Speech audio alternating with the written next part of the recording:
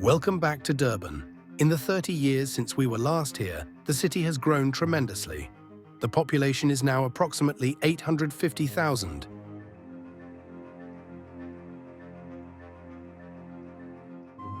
As we approach the top of the hill, we see a grand bridge marking the spot we saw back in episode 1, where a toll booth marked the entrance to the town.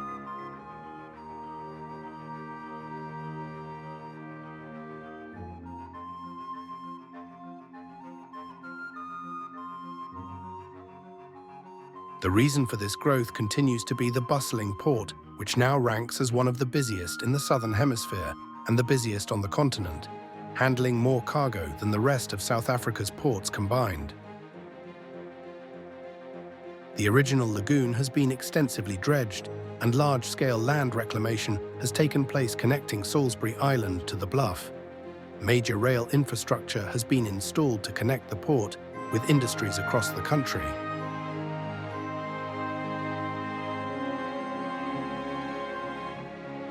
During the 70s, the country was connected by high-speed freeways. This interchange is locally known as Spaghetti Junction and is the only 4-level stack interchange in the country.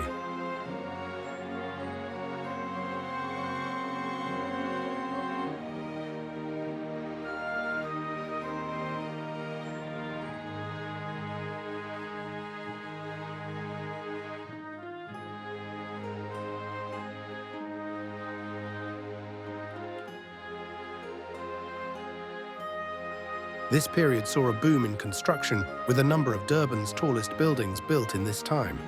Tallest of all was 320 West Street, topping out at 30 stories. Also built at this time was Durban Bay House, John Ross and the Maharani.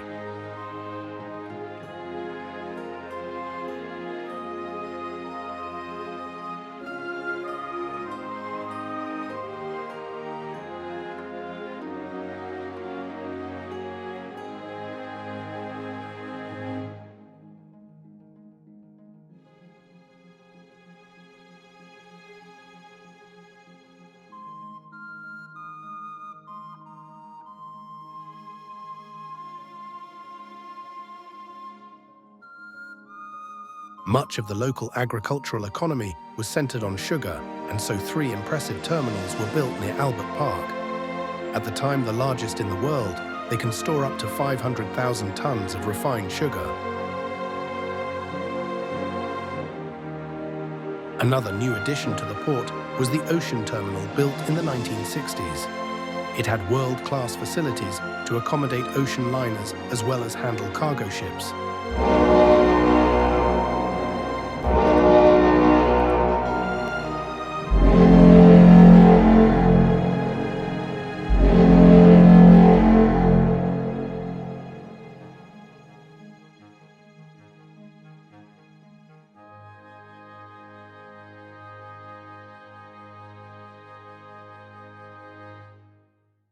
Another industry that was booming in the 60s and 70s was tourism. In this era, Durban was the #1 holiday destination for most South Africans. Here you can see 2 icons of North Beach, the Maharani and the Elanjeni, both built in the 70s.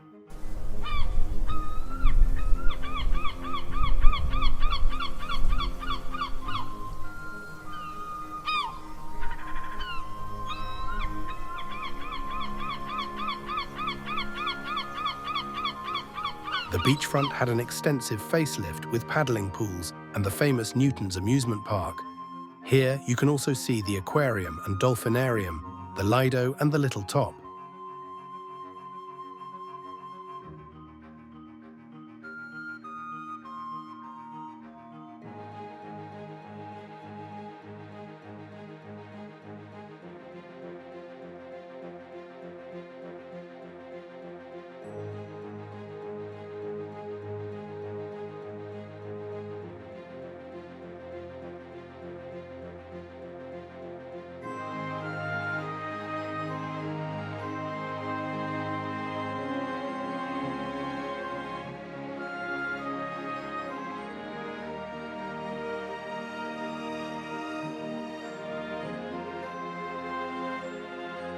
The massive brick building at the end is Addington Hospital. The original building still exists, but this larger version was opened in 1967.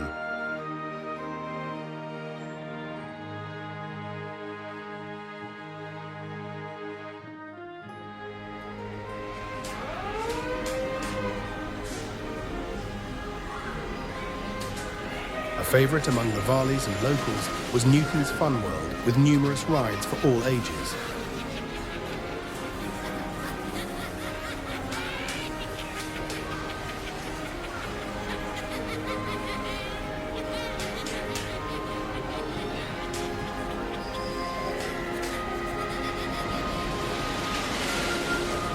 The Ocean City ice rink opened in the 70s and also included a cinema with the largest screen in the country at the time.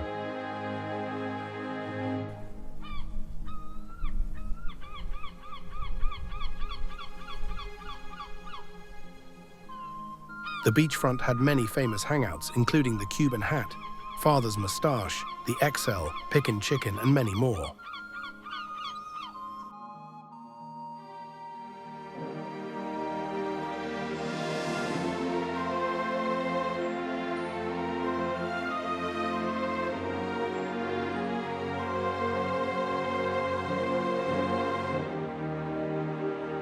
If you thought the daytime was enjoyable, just wait for nighttime. In these days, Durban was known as the place where the fun never sets.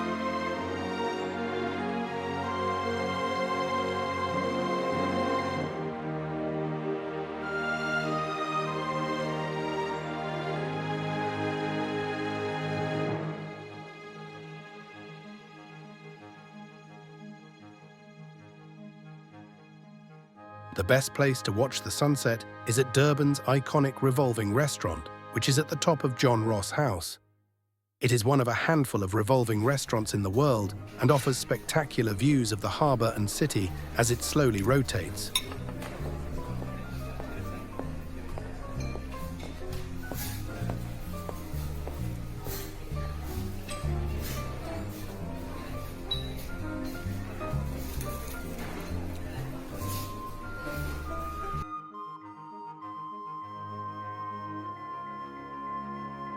Nighttime on Durban's Golden Mile was so exciting for locals and tourists.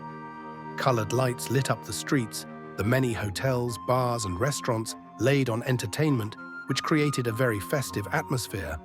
It certainly was a place where many happy memories were made.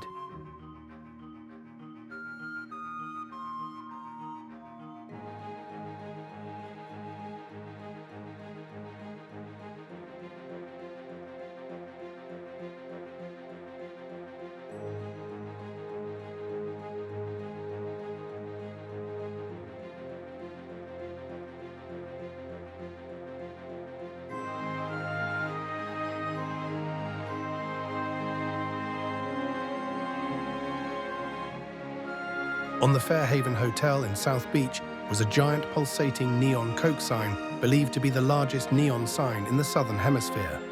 It was iconic and visible all the way in Umhlanga, 20 kilometers away.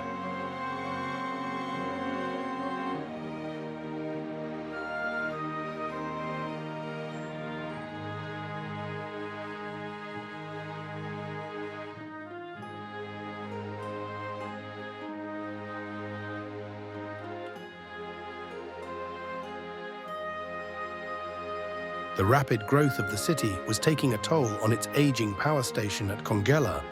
The solution was to build a larger supplementary station in the western suburb of New Germany near Pinetown.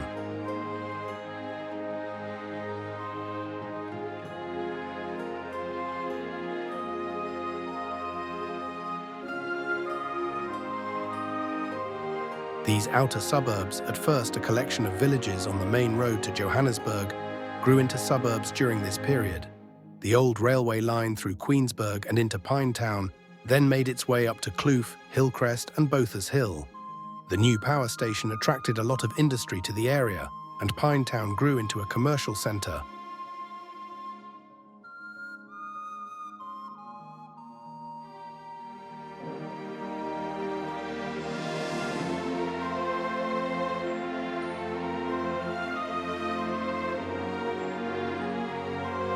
One settlement that had existed for quite some time was the Marion Hill Monastery and St. Mary's Hospital. Founded in 1882 by Trappist monks as a Catholic mission, it is known for its beautiful architecture. The suburb of Kloof is located at the top of Fields Hill. This is part of the famous Comrades Marathon route, the largest and oldest ultra-marathon in the world, linking the cities of Durban and Pietermaritzburg. The tallest building in Pinetown is Old Mutual Towers and is 22 stories tall.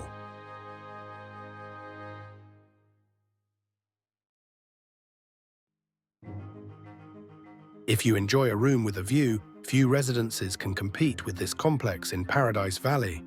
Built in the 60s and 70s, it is a landmark between Pinetown and Durban. Here we see the famous water structures in Reservoir Hills.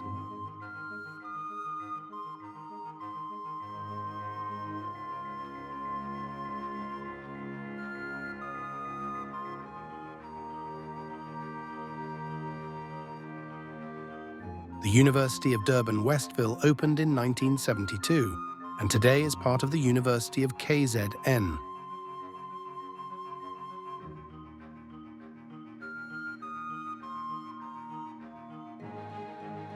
Another industrial area sprung up on the north bank of the Umgeni River, taking advantage of some rare flat land.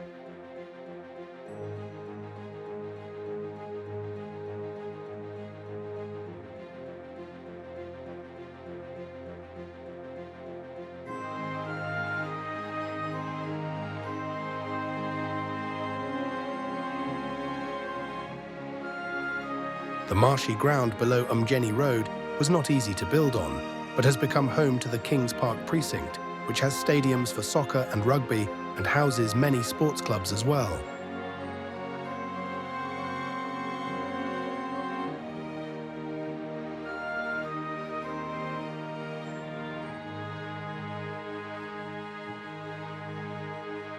The decade of the 70s was the beginning of a boom time for the city. It was a time of impressive growth and prosperity, with many people making their homes in the city or perhaps working the whole year, looking forward to their Durban holiday at the end of the year. With uncertain times in the government, what would the future hold, and how would Durban prosper in the closing decades of the 20th century? Find out in the next episode.